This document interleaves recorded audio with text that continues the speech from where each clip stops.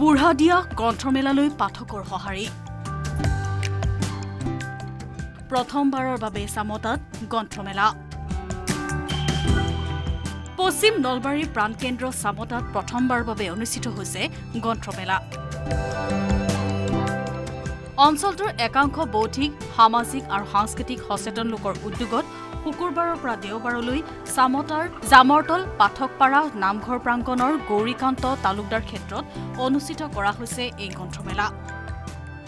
বুঢ়াদিয়া গ্ৰন্থমেলা চামতা যোৱা আমাৰ ইতিমধ্যে 2টা দিন অতিবাহিত হ'ল আজি আমাৰ অন্তিম দিন এতিয়া আমি বিগত এই 2টা দিন আমি ৰাইজৰ পৰা এনেকুৱা সঁহাৰি পাইছোঁ যে আমি অভিভূত হৈছোঁ আচলতে ক'বলৈ গ'লে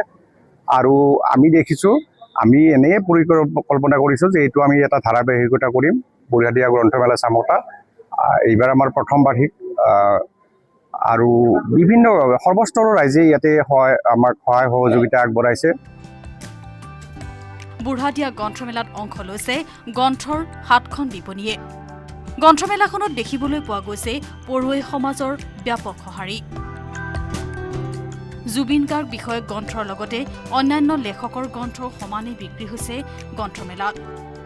জুবিন দাৰ এখন কিতাপ মই ললো মই যিহেতুকে জুবিন দাই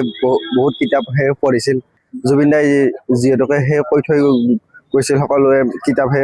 পঢ়িব লাগে সকলোৱে কিতাপ পঢ়ক আৰু আমাৰ বুঢ়াদিয়া গ্ৰন্থমেলালৈ আহক কেৱল গ্ৰন্থ বিক্ৰীতে সীমাবদ্ধ নাথাকি গ্ৰন্থমেলাৰ বাকৰিত অনুষ্ঠিত হৈছে বিভিন্ন প্ৰতিযোগিতামূলক অনুষ্ঠান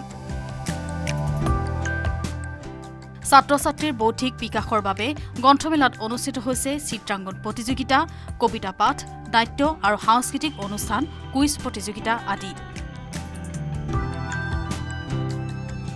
নলবাৰীৰ পৰা কৈলাশ ডেকা নিউজ 18 অসম নৰ্থ ইষ্ট